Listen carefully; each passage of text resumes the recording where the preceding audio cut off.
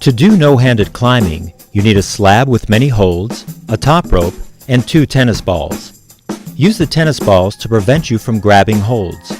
You may not hook them on holds or use your hands in any way to make upward progress. Practice no-handed climbing prior to doing the press exercise. If you've never climbed no-handed, you may be surprised by how difficult it is to generate movement from your lower body. Notice that the climber ends each move balanced on one foot. When in this position, take a moment to feel your balance. How centered you feel over your foot. If you have climbs of the correct difficulty and angle, practice no-handed climbing outdoors as well. Remember that the goal is to find center and generate movement from the lower body. In the press exercise, the goal is to observe and report the work being done in your lower body. Every time you feel significant tension or movement in your lower body, you'll say the word press out loud for as long as you feel the movement or tension. Pressing refers to all the work you are doing with the lower body, including pressing, pulling, smearing, heel hooking, or anything else. If you don't feel anything happening, don't say anything. Repeat the activity this way several times and then review the processing questions from the book.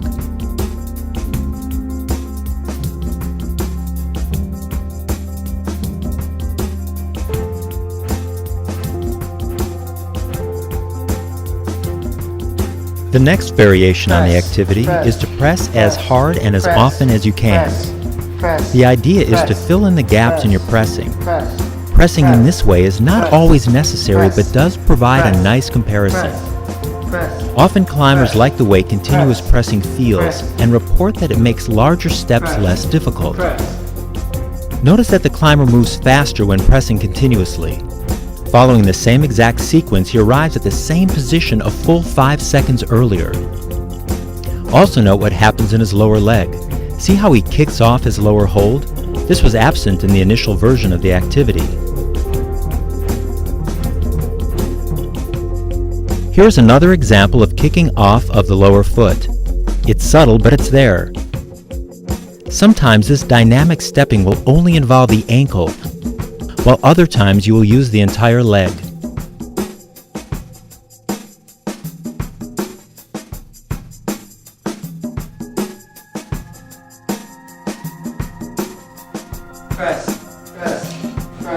In the next variation of the press exercise, you will create lines of tension that run all the way up your body, from your toes, up your leg, and through your spine.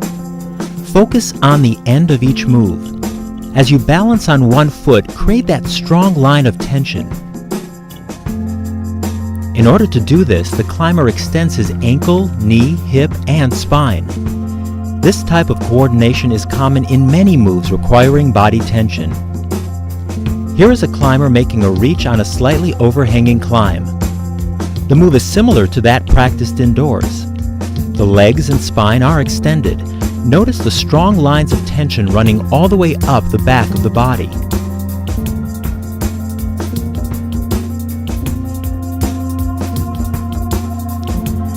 After practicing the press exercise on a slab, perform it on routes and boulder problems and compare the work accomplished in the upper and lower body.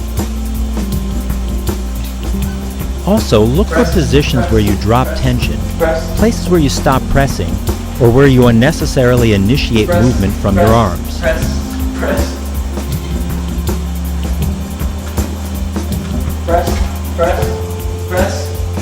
Here is a climber on a steep sport route. After he reaches the next handhold, his body falls away from the rock and he struggles to stay on the climb. This is often caused by relaxing tension in the legs and torso at the end of a move. In this example, there is a great deal of movement in the left hip and knee. Maintaining greater inward pull with his left leg as he reached the hold would prevent the swinging out. Creating tension can be learned through the press exercise. There are more ways to use your legs than we can represent here. The press exercise, in its various forms, will aid you in developing an understanding of how you use your lower body and help you find ways to improve its use.